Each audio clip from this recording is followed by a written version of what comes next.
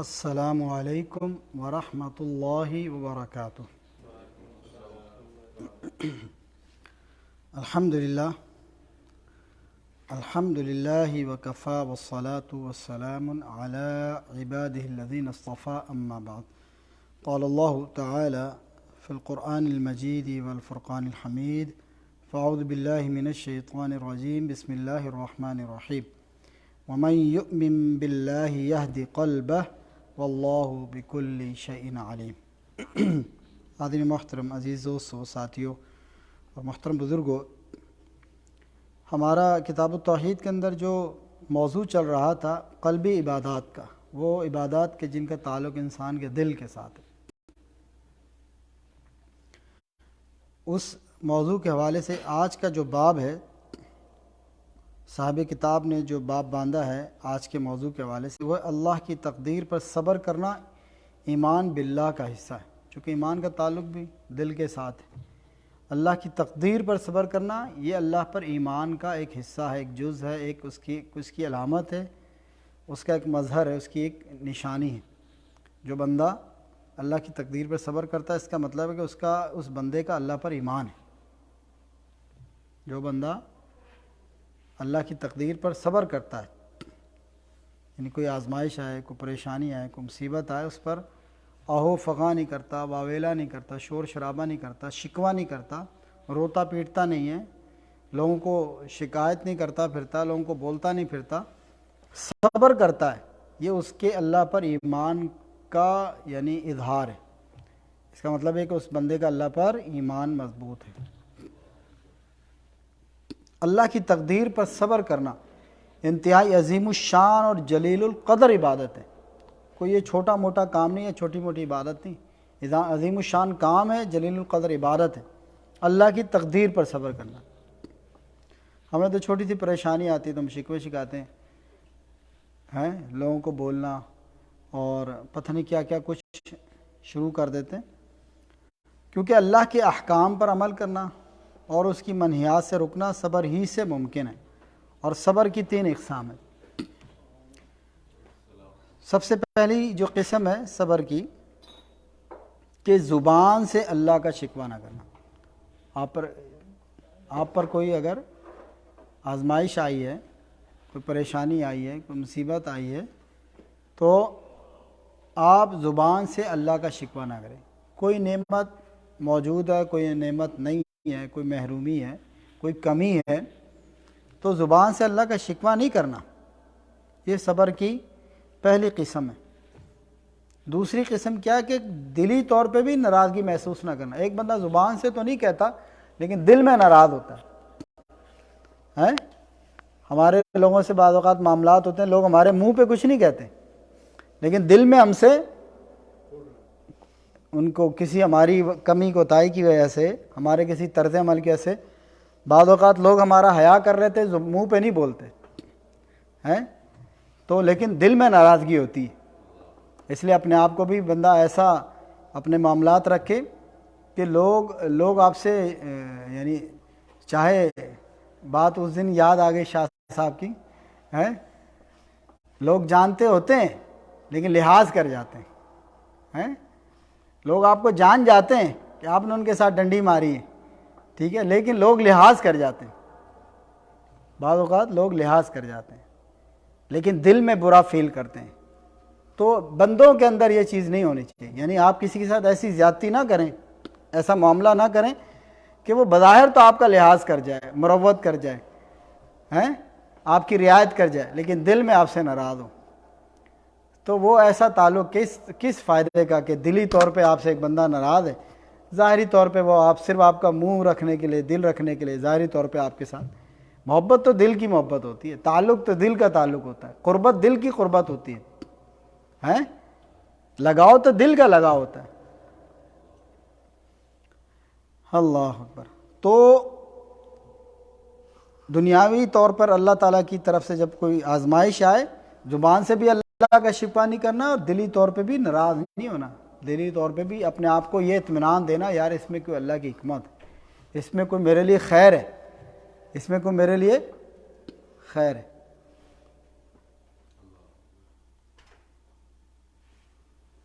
اللہ کے ہر فیصلے میں اور ہر امر میں حکمت ہی ہوتی ہے، بندوں کی اصلاح ہی ہوتی ہے، بندوں کا فائدہ ہوتا ہے، لیکن بظاہر ہمیں محسوس نہیں ہوتا، بظاہر ہمیں محسوس نہیں ہوتی، یا اس وقت ہمیں محسوس نہیں ہوتا، بعد میں اس کے نتائج ہمیں محسوس ہوتے ہیں۔ مثال کے طور پر جو حضرت موسیٰ علیہ السلام کا اور وہ جو خضر علیہ السلام کا جو قصہ ہے، ہم سورہ کہف ہر جمعے میں تلاوت بھی کرتے ہیں، اس میں جو ہم واقعہ پڑھتے ہیں، بظاہر وہ چیزیں ایسی ہیں کہ انسان اس پہ پریشان ہو جاتا ہے، لیکن اس کے پیچھے جو اس کی حکمت ہوتی ہے وہ بعد میں بتاتے ہیں۔ کشتی کو توڑ دینا، بظاہر تو یہ کہ یار غریب اللہ ان کی کشتی توڑ دی، لیکن جو اس کے بعد آنے والی پریشانی تھی اس سے بچاؤ کرنے کے لیے یہ کام کیا گیا۔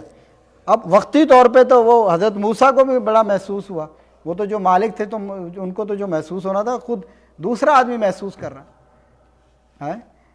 جو لوگ مہمان نوازی نہیں کر رہے ہیں ان کے گھر کی دیواریں بنا رہے ہیں، ایک بچہ اس کو پکڑ کے قتل کر دینا، بظاہر تو بڑے بڑے کام۔ الحمدللہ۔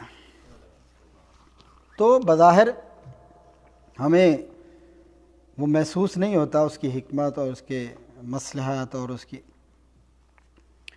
تو دلی طور پہ بھی ناراضگی محسوس نہیں کرنا۔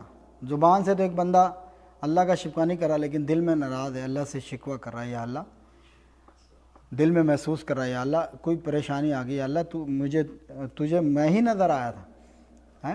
بعض لوگ تو زبان سے بھی کہہ دیتے ہیں، بڑے ہی بے دھڑک ہوتے ہیں، لیکن بعض لوگ کیا کرتے ہیں زبان سے نہیں بولتے لیکن دل میں فیل کرتے رہتے ہیں، یار ساری مصیبتیں کے لیے میں ہی رہ گیا ہوں، دنیا میں آزمائش کے لیے میں ہی رہ گیا ہوں، اللہ کو میں ہی ملا ہوں۔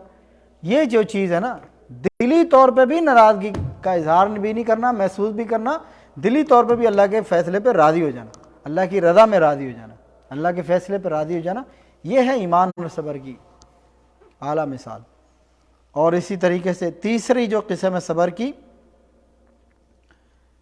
کہ اپنے اعضاء و جوارح کے ذریعے بھی بے صبری کا اظہار نہ کرنا۔ زبان سے تو نہیں کہہ رہا، دل میں بھی محسوس نہیں کر رہا، لیکن اعضاء کے ذریعے، اپنی حرکتوں کے ذریعے، اپنے کاموں کے ذریعے بے صبری کا اظہار کر رہا، تو یہ ساری صبر کی اقسام۔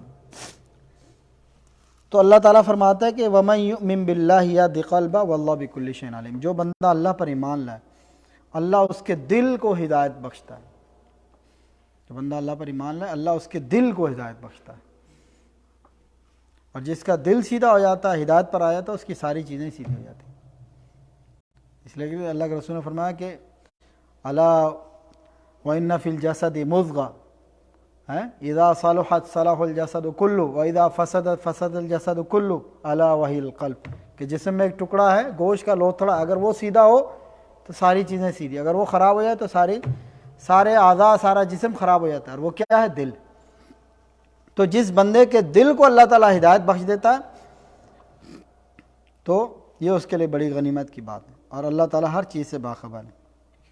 یعنی جو بندہ اللہ پر ایمان لائے، اس کی کما حق اس کی عظمت کا اعتراف کرے، اس کے حکموں کو بجا لائے اور اس کی منع کردہ چیزوں سے بچ کے رہے، تو اللہ اس کے دل کو عبادات کے لیے صبر اور اس کی تقدیر پر راضی رہنے پر تیار کر دیتا ہے۔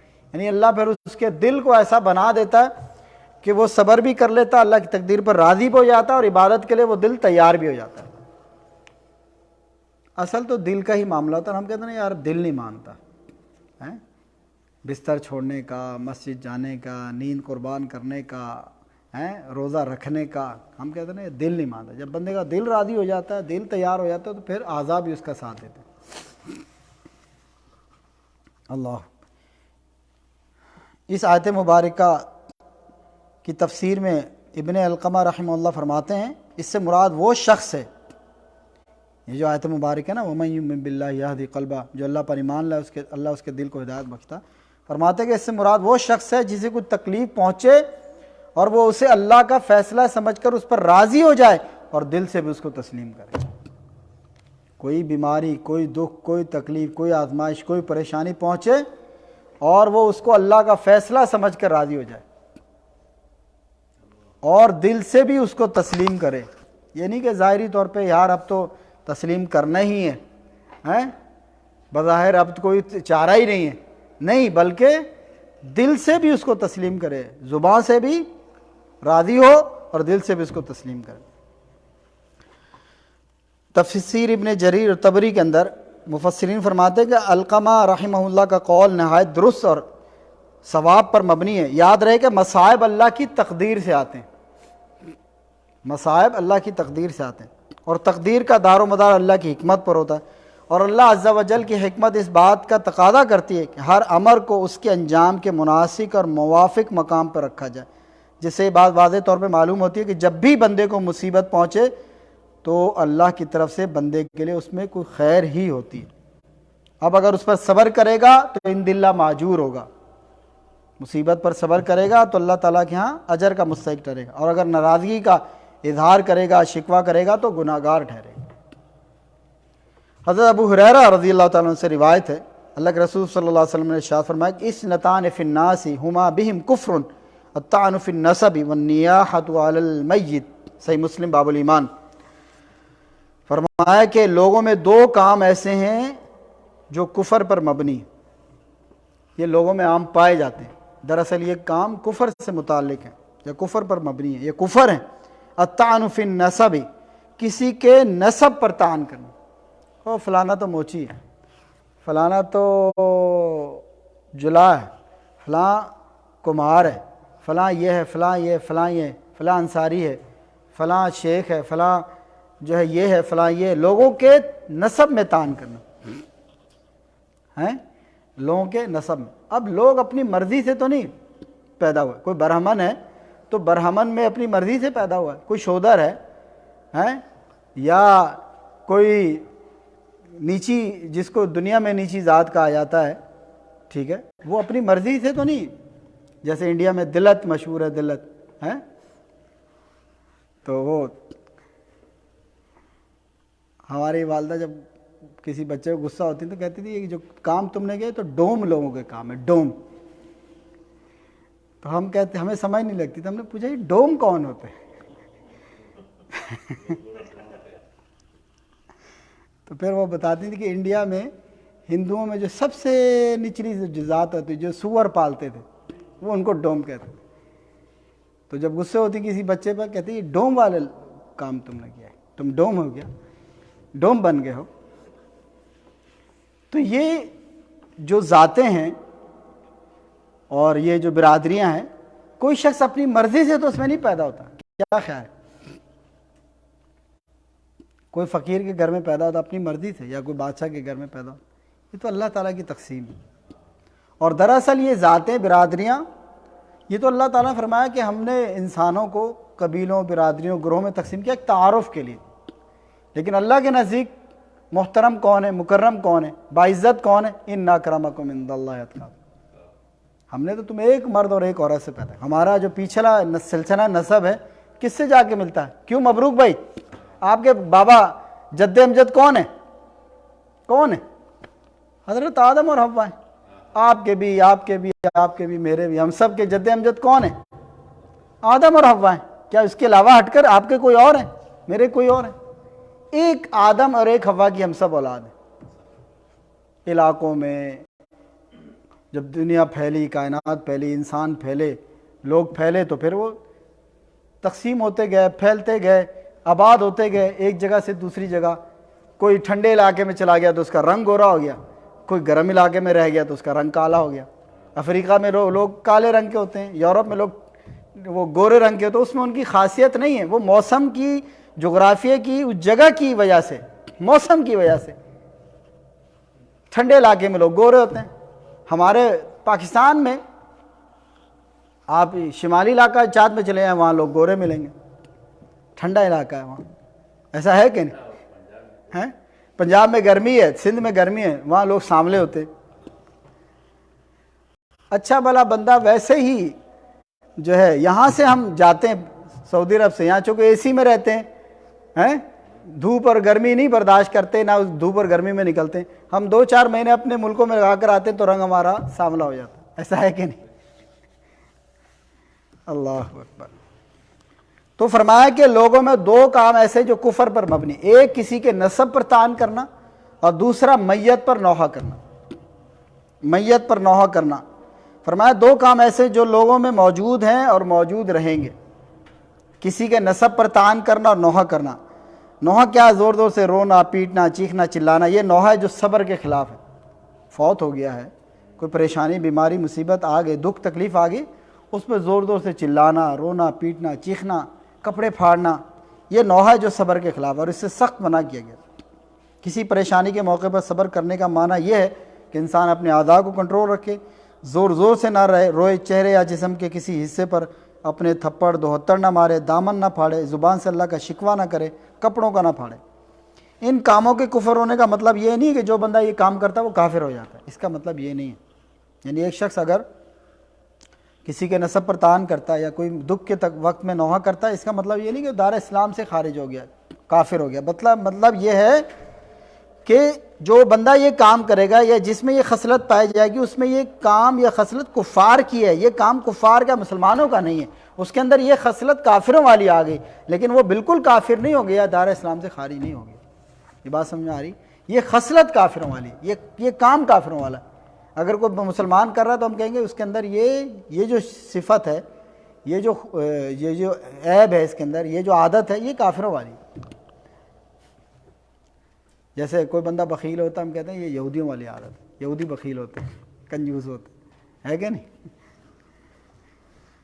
فرمایا کہ حضرت عبداللہ بن مسعود رضی اللہ عنہ سے روایت، اللہ کے رسول صلی اللہ علیہ وسلم فرمایا کہ لیس منا من ضرب الخدود وشق الجیوب ودعا بدعوى الجاہلیہ، صحیح البخاری باب الجنائز، باب لیس منا من ضرب الخدود، وصحیح مسلم الایمان باب تحریم ضرب الخدود وشق الجیوب۔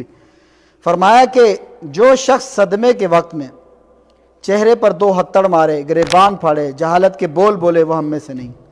یعنی صدمے کے وقت، تکلیف کے وقت، پریشانی کے وقت، دکھ کے وقت بے صبری کرنا اور اللہ کے فیصلوں پر راضی نہ ہونا، یہ کبیرہ گناہ ہے، یہ کبیرہ گناہ ہے، یہ چھوٹا موٹا گناہ نہیں ہے۔ نوحہ کرنا، دکھ کے وقت صبر نہ کرنا، بے صبری کا مظاہرہ کرنا اور اس کے حوالے سے بولنا، غلط قسم کے الفاظ، اپنے گریبان کو پھاڑنا، کپڑوں کو پھاڑنا، یہ عموماً خواتین میں ہوتا ہے، اور بعض جو جاہل لوگ ہیں ان کے اندر بھی ہوتا ہے کہ جب مصیبت کوئی آزمائش آتی ہے یا پریشانی، خاص طور پہ جب کوئی فوتگی ہو جائے، چیخنا، چلانا، رونا، پیٹنا، یہ اللہ کی مشیت ہے۔ واللہ اس معاملے میں ہم نے یہاں لوگوں کو بڑا مضبوط دیکھا ہے، یہ عقیدے کی برکت ہے، کیونکہ یہاں لوگوں کو عقیدہ ٹھیک ہے، عقیدہ توحید ہے، وہ کہتے ہیں مکتوب، تقدیر اللہ نے لکھا تھا، اس کی آ گئی۔ یہاں ہم نے لوگوں کو ہوش سے بے ہوش ہوتے نہیں دیکھا، حواس سے بے حواس، بیگانہ ہوتے نہیں دیکھا، کیونکہ توحید کا جو عقیدہ ان کی گھٹی میں جو پڑا ہوا ہے، گیا سے گیا گزرا بندہ بھی، لیکن وہ ایسے معاملات میں صبر کرتا ہے، بھئی اللہ کی تقدیر ہے، اس کی لکھی ہوئی تھی، اس کا ٹائم پورا ہو گیا۔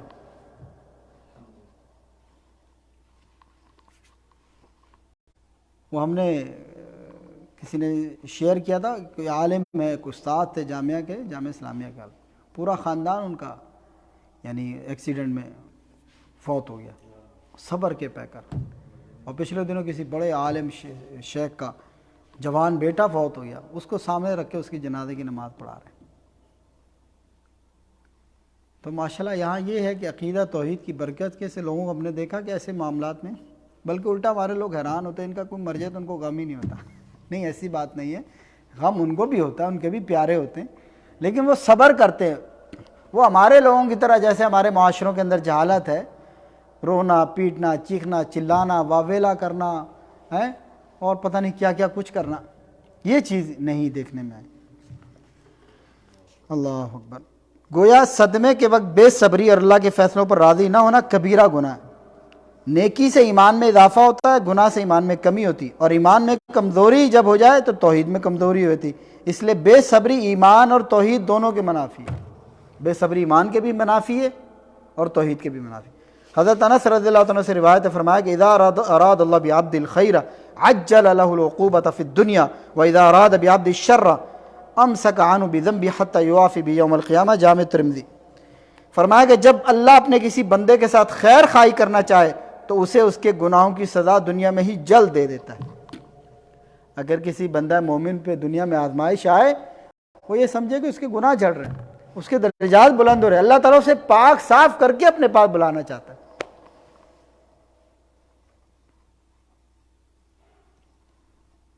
میں نے پہلے بھی بیان کیا، ہمارے والد صاحب بیمار تھے کافی زیادہ، بہت سارے مسائل تھے، تو ایک دوست ہمارے میرے کلاس فیلو ساتھی عالم دین، وہ تشریف لائے اپنی عیادت کے لیے، تو انہوں نے بڑی زبردست اسی طرح سے ملتی جلتی حدیث سنائی، تو بڑا حوصلہ ہوا کہ آپ صاحب یہ تکلیف اور بیماری پہ پریشان نہ ہوں۔ تھوڑا سا اظہار کیا انہوں نے کہ یعنی پریشانی تو ہوتی ہے انسان کو، دکھ تو تکلیف آزمائش، بعض اوقات اٹھنا بیٹھنا چلنا پھرنا واش روم جانا مشکل ہو جاتا ہے۔ ان کا یہ اللہ تعالیٰ آپ کو کفارہ گناہ، آپ کے سیئات کا کفارہ بنا رہا ہے اس آپ کی بیماری کو، اور درجات کی بلندی ہو رہی۔ یہ تو اللہ کی محبت ہے آپ کے ساتھ کہ اللہ تعالیٰ آپ کو گناہوں سے پاک کر رہا ہے، آپ کے درجات کو بلند کر رہا ہے۔ جب آپ کو اللہ اپنے پاس بلائے گا گناہوں سے پاک کر کے بلائے، تو یہ حدیث فرمایا جب اللہ اپنے کسی بندے کے ساتھ خیر خواہی کرنا چاہے اسے اس کے گناہوں کی سزا دنیا میں ہی جلد دے دیتا ہے، اور جب اللہ اپنے کسی بندے کے ساتھ سختی کرنے کا ارادہ کرے، کہتے ہیں نا ظالم کی رسی ڈھیلی ہو جاتی ہے، وہ کیوں ڈھیلی ہوتی ہے؟ ظالم کی رسی دراز ہو جاتی کہ اللہ تعالیٰ چاہتا ہے بندہ میرے پاس ایک دفعہ ہاتھ ہو جائے، اس کے ساتھ سارے اگلے پچھلے حساب کروں۔ فرمایا کہ جب اللہ کسی بندے کے ساتھ سختی کا ارادہ کرے تو اسے اس کے گناہ کی سزا کو روک لیتا ہے، یہاں تک کہ قیامت کے دن اسے پوری سزا دے گا۔ اس حدیث میں اللہ کی ایک بہت بڑی حکمت بیان کی گئی، اور یہی حکمت جب بندے کے دل و دماغ میں راسخ ہو جاتی ہے تو وہ صبر کو ایک عظیم قلبی عبادت مانتے جانتے ہوئے اپنے آپ کے اندر اس صبر کو پیدا کر لیتا ہے، اور اللہ کی قضا اور قدر پر ناراضگی کا اظہار اور شکوہ نہیں کرتا۔ اگر بندہ مومن ہے، اسے کوئی آزمائش آ گئی تو وہ صبر کرتا ہے، اور وہ سمجھتا ہے کہ یہ آزمائش میرے گناہوں کے کفارے کا سبب ہے، اللہ کیا میرے درجات کی بلندی کا ذریعہ ہے۔ اس آزمائش کو، دکھ بیماری کو بھی وہ اس کو پازیٹیو مثبت انداز میں لیتا کہ یار یہ بھی میرے درجات کی بلندی کا سبب ہے، میرے درجات بلند ہو رہے، میرے گناہ معاف ہو رہے، نہ کہ شکوے کر کے، شکایتیں کر کے، برے الفاظ نکال کے، غلط کلمات نکال کے اور بے صبری کا مظاہرہ کر کے اپنے گناہوں میں اضافہ نہیں کرتا ایک مومن بندہ۔ آپ آگے پڑھیں گے حیران ہوں گے۔ فرمایا کہ مومن اللہ کی قضاء و قدر پر ناراضگی کا اظہار شکوہ نہیں کرتا، اس لیے بعض سلف کا معمول تھا کہ وہ اگر بیمار نہ ہوتے کچھ عرصہ یا ان پر کوئی آزمائش نہ ہوتی تو وہ سمجھتے کہ شاید اللہ ان سے ناراض ہے اور اللہ نے مجھے بھلا دیا ہے۔ سلف ہمارے بعد ایسے تھے کہ جب کوئی آزمائش کچھ دنوں تک نہ آتی یا بیمار نہ ہوتے اس فکر میں لگ جاتے یار کہیں اللہ تعالیٰ مجھ سے ناراض تو نہیں ہے، اللہ نے کہیں مجھے بھلا تو نہیں دیا۔ اور وہاں اس آدمی کو بھی منتبہ رہنا چاہیے جو بندہ گناہوں کے اندر ہوتا ہے، غفلت کے اندر ہوتا ہے، لاپرواہی کی زندگی گزارتا ہے، اللہ کی طرف سے جو ہے وہ اللہ کی رحمت سے اور اللہ کی عبادت سے دور ہوتا ہے، بغاوت کے اندر ہوتا ہے، اور اس کا کاروبار بھی، اس کا جسم بھی، صحت بھی پھل پھول رہی ہوتی، کاروبار بھی پھل پھول رہا ہوتا ہے، وہ کہیں یہ نہ سمجھے اللہ اسے نواز رہا ہے، یہ سمجھے اللہ نے اس کی رسی کو ڈھیلی کیا ہوا ہے۔ بعض اوقات ہم کہتے ہیں یار فلاں بندہ دیکھو کتنا باغی اللہ کا، کتنا نافرمان ہے، اس کا کاروبار بھی چل رہا ہے، اس کے جناب کھابے شابے بھی چل رہے ہیں، اس کے سارے معاملات چل رہے ہیں، وہ شال بھی ہے، یہ نہ دیکھو، ہو سکتا ہے اللہ نے اس کی رسی کو ڈھیلا کیا ہوا۔ جا میرے بندے اور تو گناہوں کے اندر غرق ہو، اور گناہوں کے اندر غرق ہو، تاکہ جب تو میرے پاس آئے اچھی طرح تیرے سے میں، اللہ اس کو مہلت ہی نہیں دے رہا توبہ کا اور رجوع کا،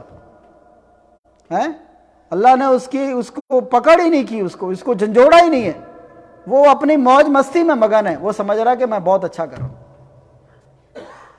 بعض اوقات کوئی آزمائش آتی ہے نا، بندہ گناہوں میں مبتلا ہو تو پھر پلٹ آتا ہے اللہ کی طرف، رجوع کر لیتا ہے۔ بیماری میں، پریشانی میں ہم نے دیکھا لوگ پلٹ آتے ہیں، تنگی آ جاتی ہے کوئی تو پھر اللہ کی طرف رجوع کر لیتے ہیں، ڈر جاتے ہیں۔ اور بعض ایسے ہوتے ہیں گناہوں میں مبتلا ہے اور اللہ نے ان کی رسی کو ڈھیلی کیا ہوا، نعمتیں ان پر ویسے، فراوانی و مہلت ایسے، وہ سمجھتے ہیں ہم بڑے اچھے ٹریک پہ جا رہے ہیں، دراصل وہ اپنے انجام کی طرف جا رہے ہوتے ہیں۔ اللہ اکبر۔ فرمایا ان عظم الجزاء مع عظم البلاء وان اللہ تعالی اذا احب قوما ابتلاهم فمن رضی فله الرضا ومن سخط فله السخط۔ بڑی آزمائش کی جزا بھی بڑی ہوتی، اگر آپ پر آزمائش بڑی ہے تو بے فکر رہیں، اس کی جزا، اس کا بدلہ بھی بڑا ہوگا، اس کا اجر بھی بڑا ہوگا۔ اور اللہ کو جن لوگوں سے محبت ہو وہ انہیں آزماتا ہے، اللہ کو جن سے محبت ہو وہ نے آزماتا. آپ نے مشہور حدیث کئی دفعہ سنی ہوگی, ان اشد البلاء علی الانبیاء, سب سے زیادہ سخت آزمائشیں انبیاء کے اوپر آیا کرتی. تو کیا انبیاء اللہ کے محبوب بندے نہیں؟ یقیناً محبوب ہیں. اور پھر فرمایا کہ اس کے بعد درجات کے لحاظ سے آزمائشیں آیا کرتی. اگر ہم پر آزمائش نہیں آ رہی تو اس کا مطلب ہے کہ ہمارے ایمان میں یہ فکر کرنی چاہیے, جیسے وہ سلف کہا کرتے کہیں اللہ نے ہمیں بھلا تو نہیں دیا, کہیں اللہ ہم سے ناراض تو نہیں ہے. فرمایا کہ جو اس آزمائش پر راضی ہو جائے اللہ اس سے راضی ہو جاتا ہے, اور جو اس آزمائش میں پورا نہ اترے, ناخوش ہو جائے, اللہ بھی اس سے ناخوش ہو جاتا ہے اور اس سے ناراض ہو جاتا ہے. اللہ تعالیٰ میرے بھائیو, یہ ہمارا باب مکمل ہوا. مسائل, ایک تو سورۃ تغابن کی آیت نمبر 11 جو ہم نے شروع میں پڑھی, اس کی تفسیر ہے, جس سے پتہ چلتا ہے اللہ مومن کے دل کو ہدایت بخشتا ہے. اللہ تعالیٰ مومن کے دل کو ہدایت بخشتا ہے. من اتی اللہ بقلب سلیم. قیامت کے دن یہ بیٹے اور مال کام نہیں آئے گا. مال ولا بنون لا ينفع مال ولا بنون الا من اتی اللہ بقلب سلیم. قیامت کے دن نہ بیٹے کام آئیں گے نہ مال کام آئے گا. کام آنے والی چیز کیا ہے؟ جو قلب سلیم لے کر آئے گا.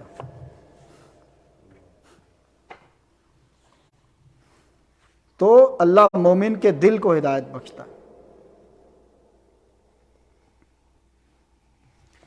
دوسرا یہ پتہ چلتا کہ اللہ کے فیصلوں یعنی تقدیر پر صبر کرنا ایمان باللہ کا حصہ ہے. یہ ایمان کا حصہ ہے. اللہ کی تقدیر اور اس کے فیصلوں پر راضی ہو جانا یہ ایمان باللہ کا جز ہے, حصہ ہے, ایمان کا ایک جز. دوسرا اس باب سے پتہ چلتا ہے کہ کسی کے نسب پر طعن کرنا انتہائی مذموم ہے اور کفریہ کام. ہمیں اور آپ کو چاہیے کہ کبھی بھی کسی کے نسب پر طعن نہ کرے. او تو فلانے خاندان کا, او فلانی برادری کا, او فلانی قوم کا.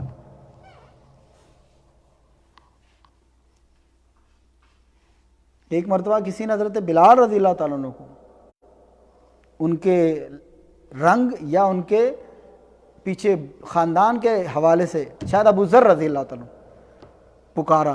حضرت بلال نے شکایت کی اللہ کے رسول نے فرمایا کہ ابو ذر تمہارے اندر ابھی تک جاہلیت باقی. یہ کہنا تھا کہ وہ اتنے شرمسار ہوئے کہ انہوں نے اپنے رخسار کو ریت کے اوپر, مٹی کے اوپر زمین پہ لیٹ گئے, اپنے رخسار کو مٹی کے ساتھ لگا لیا زمین کے ساتھ, اور کہا بلال میرے رخسار کو اور میرے چہرے کو کچلو اور بدلہ لو مجھ سے, اور میں جب تک نہیں اٹھوں گا جب تک تم بدلہ نہیں. اور انہوں نے معاف کر دیا.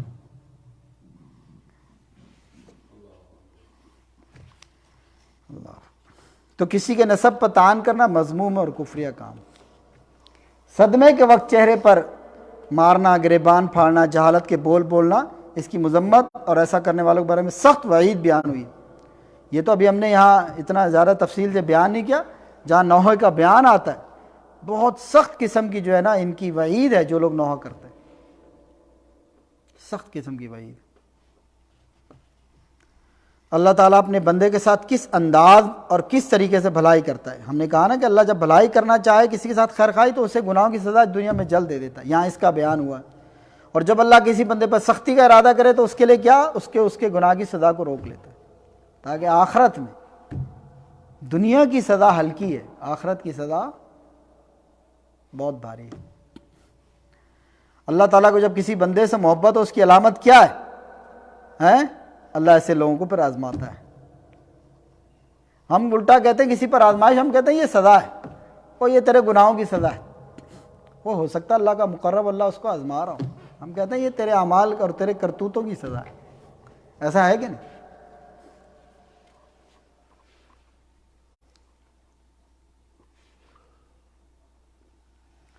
اللہ اکبر. اللہ کے فیصلوں پر ناخوش ہونا حرام ہے, اور اللہ کی طرف سے آنے والی آزمائشوں پر راضی ہونے کا بہت زیادہ اجر ہے.